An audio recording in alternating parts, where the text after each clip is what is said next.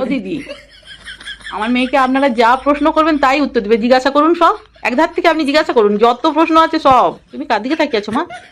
দেখতে পাচ্ছ? তুমি আমাদের দেখতে পাচ্ছ? চোখটা তোমার কার দিকে? আমাদের দিকে না ওইখানে যে মিষ্টি সাজানো হচ্ছে সেই সব দিকে? নাম কি?